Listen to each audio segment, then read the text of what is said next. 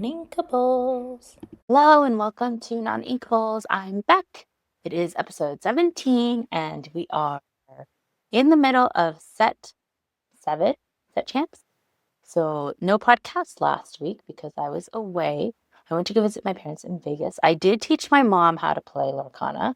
So that was fun. I made the starter decks for out of the Chinese cards, extra Chinese cards I had. And so she played Sapphire Steel and I played Ruby Emerald. And she went first the first game. She beat me. And then I think I won the next 2. And that's all we had time for. I was planning on teaching my dad, but he just kept saying it was really complicated. And then he did end up like Googling stuff about Lorcana, but we never actually got a chance to play. But I did leave the 3 starter decks I made at their house. So maybe they'll play each other. Maybe my mom will teach my dad. I don't know. We'll see. Or they're here visiting the Bay now. So maybe it's another opportunity for me to try to rope them into playing Lorcana. And so I didn't actually get very much practice before set champs. We played in one over the weekend. We played at Games of Berkeley on Saturday, and I ended up taking Green Steel, like Chief Bogo, Return of Hercules, into Prince Philip, Chief Bogo, and I literally picked it the day before. Prior to that, I was like, maybe now's my chance to play Amber Steel, and it won't hit me. And I tried it a couple times, and it hated me every time. The same thing happened that always happens. I always get either all singers or all songs. So I gave up on that. I was originally going to play Jafar Wheel, but then Zan played it, and I didn't want to look like a Zan fanboy, so that I didn't play it. But now I'm thinking maybe it's been a while. Maybe I can play it again. And then I think at one point I was like, oh, maybe I'll play Red Steel. I was a mess. I think I tried some Hyper Aggro decks, and I know at one point I tried like a red-green deck with like Mad Hatter and Queen of Hearts. I was losing I feel like I've truly lost myself since Hero and Force Sphere were banned, and it was so long ago, but I feel like I'm still mourning the passing of those 2 cards. And so I feel like this set I don't have like a deck that I'm like, oh, this is my deck. This weekend we're gonna be playing at Destiny on Saturday, and then Sunday is Mother's Day, so we probably won't be playing in a set champs for that. Gonna go hang out with my mom. And then next week, I think we're signed up for maybe 1 set champs, and then the next day, I still have to find someone to switch a shift with me to see if I can play in another one. And then the weekend after that, we're signed up for 1 set champs because the other one we're going to a baptism of one of Brian's cousin's children. And I've never been to a baptism before, so I'm kind of excited. I think also for this set champs, it feels like I just don't care as much. Like I think for all the previous set champs, I was definitely like, okay, I want to pick the best decks. I can do the best, so I can win the mat or a card. And this set champs, I don't care. I don't know, like, because you're gonna get like the promo card, right? The non-foil version, just for going to a set champs. And you can't win a mat unless you get first place. I don't know. Maybe I've lost confidence. I don't know. I just don't care as much. Yeah. And then let's see, Saturday, Gary played in the Games of Brentwood set champs, which historically has been like a very easy playing field. Like sometimes they don't even have enough people to run it. But this time he showed up and all of Toontown was there. So all of the Sacramento crew. So that includes like Legend Gary, Daniel T, Ricky, Sage Mode, and then also all of Hu was there. So like Ed's crew. And then Gary was like, what the heck? I came here to like dodge the potentially like difficult people play that were going to be at Games of Berkeley, and he ended up dodging into even a harder field. It reminded me of last set champs when we went to Phantom to dodge me, Brian, and Tyler, and then me and Brian left after like 2 rounds at Games and Conquered and went to Phantom and knocked Gary out of the top 4. Similar feeling to that. And then on Sunday, Gary and Tyler played at a 2K down in Santa Clara, and they both finished top 8. Whoop, whoop. Won $100 each. Sunday, one of our friends, Amy, played at the Phantom set champs, and she ended up finishing Swiss first seed with like green blue items. And Amy is like the sweetest. I played against her, I remember last set in the knockout set champs, and she was playing like green-blue. And you just imagine like the sweetest little Asian girl being like, I'm so sorry, bend to my will. You have no cards. And like it would be mad because she's so nice. But she did super good and was top seed. I think she lost in quarterfinals to Chernadogs. One, I think she got nervous. Maybe, maybe not, because Gary was there and they like worked on the deck together. And so she had some misplays, but like still super good. For like that's her first, I think, top 8 for set champs. I don't know actually. Maybe she's gotten top 8, but I don't know. Super good result. I've never been first seed. That is not my specialty. My specialty is bubbling in from the bottom into the top 8, which is how you usually get into the top 8. So Sherry did way better than me. And a lot of the people she played at Phantom were people I played at Games of Berkeley the day before. So, oh yeah, so I ended up taking Green Steel to Games of Berkeley. What was my record? I don't even know because this is how little I care. I mean, it's not that I don't care, it's just that I don't. I ended up 21st, so 21 out of 34, 32 people I think were there. Brian was 25th. He was playing a different Green Steel. Wait, am I looking at the right one? Can you see champs? Nope, this is the correct one. Okay. I'm just looking at the standings for finals, and it says that Tyler was 5th place, even though his record was 0-0-0 and he wasn't there. And I was very confused. I was like, he wasn't there. So that's incorrect. I don't know why it did that. Okay, let me just look at, maybe my standings aren't that bad. So after round 5, there are 5 rounds, best of 2. I was actually 19th. Okay, 19th, and Brian was 23rd. I remember I played against Red Blue, and they triple mannered me. And then I played against actually, let me just go get my papers. Okay, first round, I played against Red Blue against Chris P, who I think he ended up in top 8, and he ended up placing 3rd overall. And let's see, first game I was on the draw, I only got to 8 lower, and then I lost. And then the second game I was on the play, I got triple mannered, and I couldn't deal with the manners, so I lost. Round 2, that's round 4. Round 2, I played against Michaela, I think. She was also playing Green Steel. And going into round 2, we thought we were at the bottom table because it was like the end of the tables, but there was actually like, because of how the stream worked, there was actually like one table lower than us, so we were not at the bottom, but basically at the bottom. And her deck did not deck, so she was playing Green Steel discard, and I don't think she saw Prince John at all the first game. And then the second game, one time she was able to discard one of my cards and get a card off of it, and then like that was the only card she ever discarded, even though she's playing a discard deck. It was very strange. So I won both of those games. And then round 3, I played Daryl, who was playing yellow-green aggro, and I won one and lost one. Daryl was very excited because that was the first time he's ever beaten me at all. He played Daisy Daisy Lilo, and then I think I had played like a 2-drop Ursula, and he ended up playing Mosquito Bite to deal 1 damage to the Ursula, and then Wake Up Alice to return the Ursula to my hand. And so eventually, like, I did get control of the board, and I had, I think, like, a Beast on board, Tragic Beast, and I had Ursula 3-Singer, and I had some other stuff, but, like, I didn't draw any removal songs, so, like, he just had to get a character to stick, and then he won.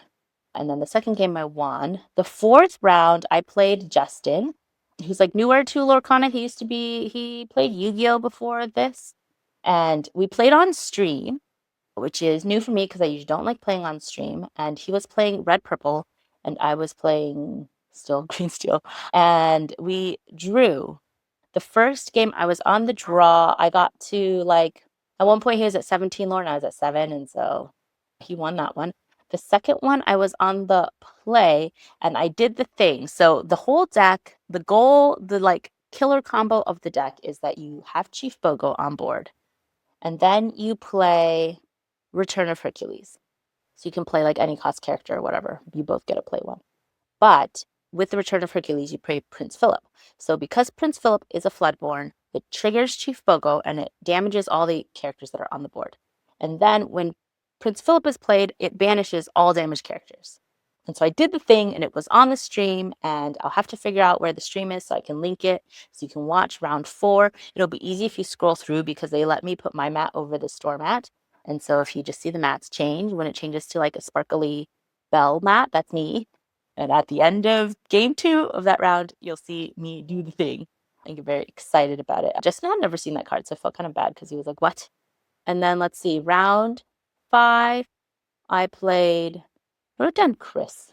And I honestly don't remember which Chris it was. Oh, I played the dad Chris. So I played 2 Chris's that day. I played the dad Chris, and he was playing red-blue, and I think we ended up drawing, I want to say, or did he win both games? Let me see. Nope, he won both games. I think he was playing red-blue items, and it just did the item thing, and my deck didn't really have an answer for that. And then afterwards, instead of getting our usual hot pot, we strayed from the path and we got Daeho instead, which is like Korean galbi barbecue with like cheese that they did then like blowtorch. So good. I also got the like steamed egg with the cheese on top that they blowtorch. So good, so good. So usually, like we used to get it in San Francisco, and you would have to like line up, and it's a huge line. But they opened up a chain, like another location in Concord. Is it in Concord? It might be in Concord or Pleasant Hill, that area, and it doesn't have a line, and it's amazing. Tastes just as good. So we went there for our post tournament eats. Oh, I also got. Oh my gosh, I can't believe I forgot to bring this up. I also got these pins when I was at Games of Berkeley. If I can get it in focus. Like I'm a makeup guru. They're little hot pot pins. So it's by a company called Occasionalish. You can find them at occasionalish.com. OCCASIONALISH. They're so cute. They're little hot pots because we always get hot pot. So yeah, we got these. I got those pins for the team. They had 4, so of course I bought all 4. So yeah, that is for competitive stuff. So projects I have in mind. As you know, I've been working on those foil playmats, and I think the Donald Duck one I made for Brian is probably the best. My next project is the Tinkerbell one. You know, Tinkerbell Giant Fairy. Originally, I was just going to do the black part that are the leaves that are like shadows. But now I'm thinking, looking at it, I want to foil out some of the design on her wings.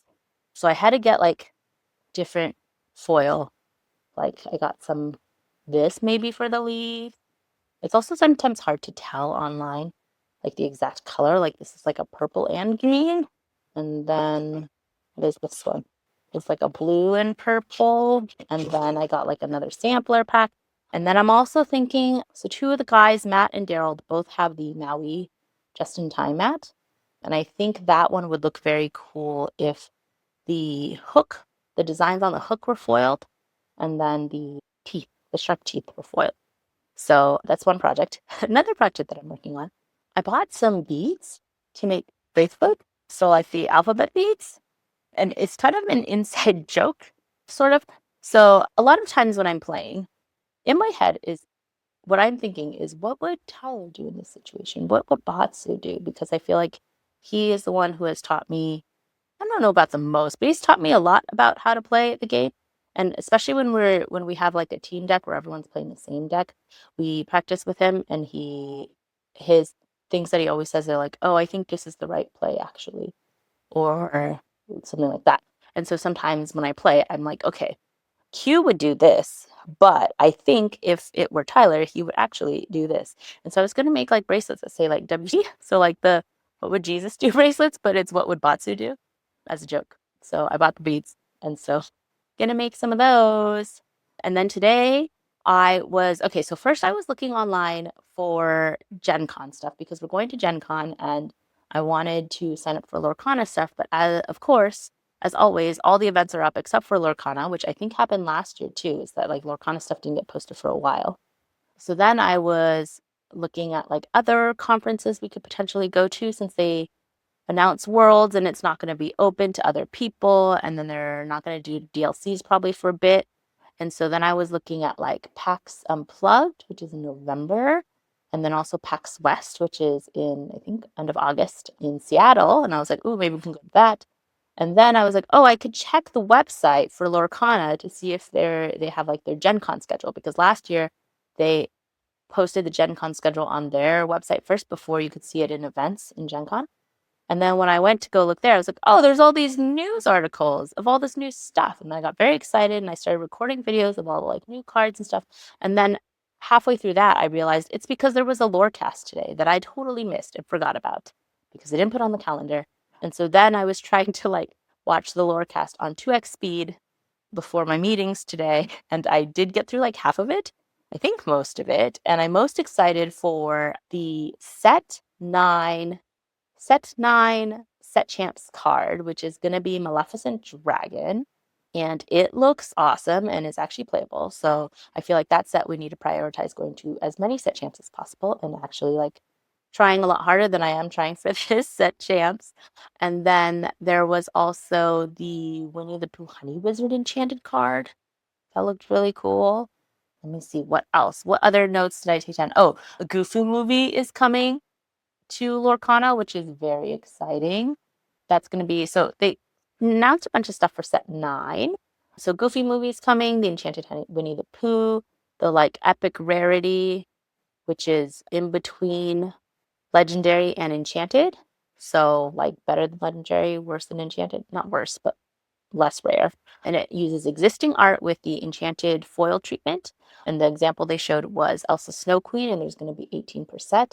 And then there's Iconic, which is like more rare than enchanted. And for set 9, there's going to be 2. It's going to be the Mickey and the Minnie. And then they said they had like some new foiling technique on those cards that's different from the other ones, which is pretty cool. And then they did announce some new cards. They announced some stuff about Jafar, Reign of Terror. Am I making that up? I don't know. But the Jafar Illuminator's quest is going to be called Palace Heist, where basically Jafar has found the 2 parts of the broken hexball crown. He's made them into one. He's wearing it.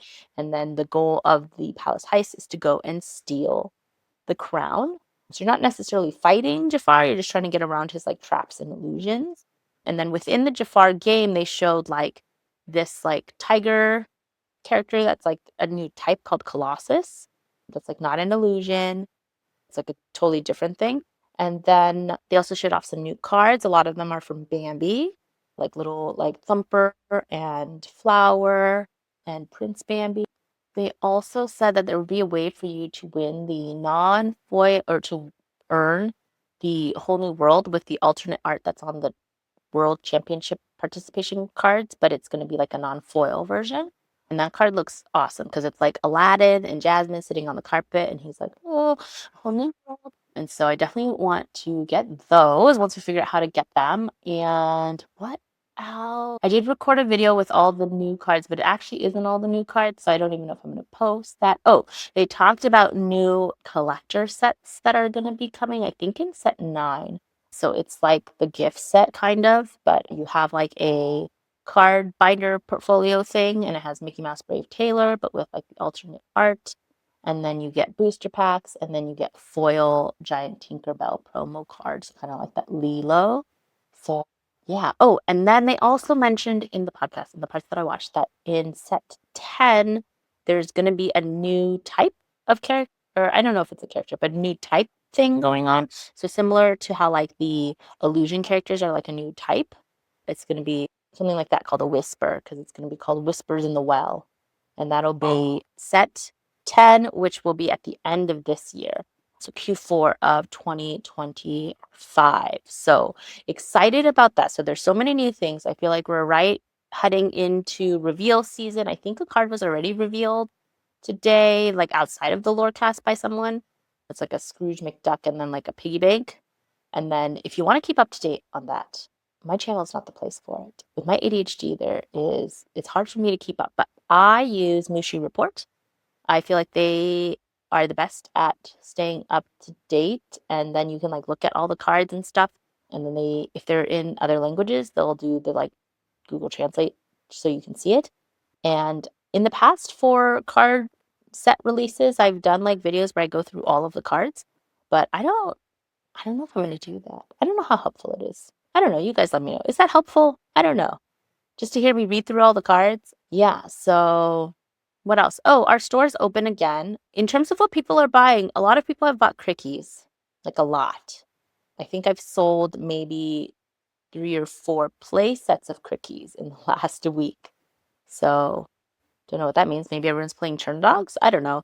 But yeah, I feel currently very haphazard about Lorcana because I don't have like a deck that I'm per se practicing. I guess I might just commit and play Jafar at this point. And yeah, I don't know. There's new stuff and I don't know. I don't know. I feel like I've gotten more into the craft portion of the card game rather than actually playing the card game. But yeah, the other thing, we recently got some dual spec sleeves from recommendation of Tyler, and they are awesome. So they look, I guess they look like this, just shiny and then kind of like pebbly on the other side. They come in a bunch of colors. They're kind of hard to find online. If you go on Amazon, they're like $16, $17, which is, I think, quite a few dollars over their MSRP, which I think is like $10 or $11. They're sold out on their website. I found them from a game store. I use like the shop app. So all the people who use like Shopify to do their online purchase, whatever, you can search for stuff on the shop app and it'll find them. And that's how I found my sleeves. So it did take a little bit of time for them to get here, but they're very nice. I like them a lot. They make me feel like I know how to shuffle. I feel like their shuffling feel is similar to katanas, but last longer than katanas because I feel like katanas sometimes I will panic. Sometimes with katanas I will panic shuffle and then I'll end up like bending the corners really easily, whereas I feel like these dual specs have lasted longer. And as a person who destroys sleeves very quickly, like I feel like I'm almost in like, this reminds me of like when people talk about how hard you are on your ballet point shoes. Not that I ever did point, but I was very much a fangirl of point shoes. There are people who go through like one set of point shoes per performance, maybe 2 sets of point shoes per performance because they're hard on their shoes. And then there's other people who can use the same set of point shoes for like 3 months. So I would say I am definitely, in terms of shuffling cards, the kind that would use like destroy a whole pack of sleeves within one tournament. Usually because by the end I am panicked shuffling and I'm not as careful and then the corners get bent. And so, yeah, whereas I feel like Brian is the other type where I can use his used sleeves as my new sleeves and they still feel new to me. And whereas my used sleeves just go straight in the garbage. So these dual spec sleeves, I think, are very good in terms of that. I do like them a lot. We did notice on some of the lighter ones, so I think the like lilac color and maybe the rose gold, if you look very, very carefully, they do look a little see-through. I feel like most judges might not notice it, but we have one very good judge in our area, John, the judge. It's not his name. His name is just John, but we just call, because there's so many Johns and Chris's and whatever. He's John the judge. I feel like he's very detail oriented. And so if I were at a competition where he was judging, I would not use the lighter color sleeves because I don't want to get dead checked and then have to switch sleeves, which is also why now I always bring a set of new sleeves with me wherever I go because I'm panicked about that. Because, like, for example, when we were at one of the Sacramento tournaments, and yeah, it was one of the Sacramento tournaments, he was able to tell, like, because you can use like English, French, Chinese, Japanese cards, but the Japanese and Chinese cards are a little bit thicker.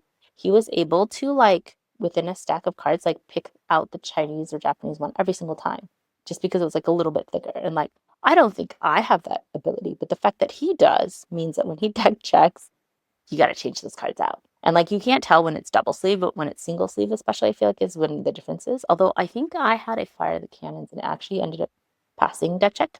So I think it's also depends on the thickness of your sleeves.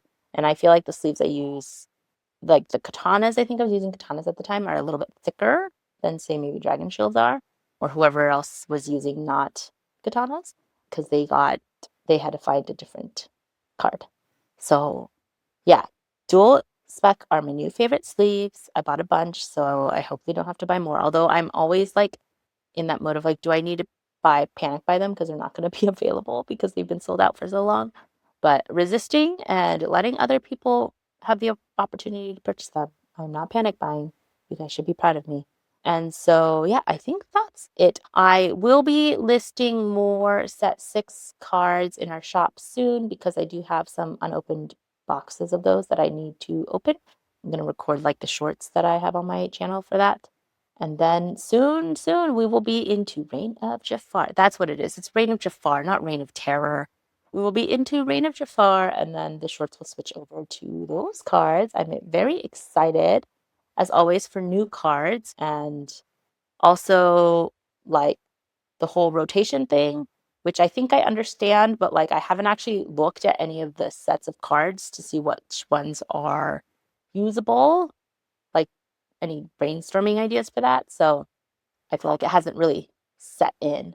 So yeah, that's it for me. As always, keep shuffling. Hopefully you don't end up with a whole handful of non-inkables. Like, all right, bye.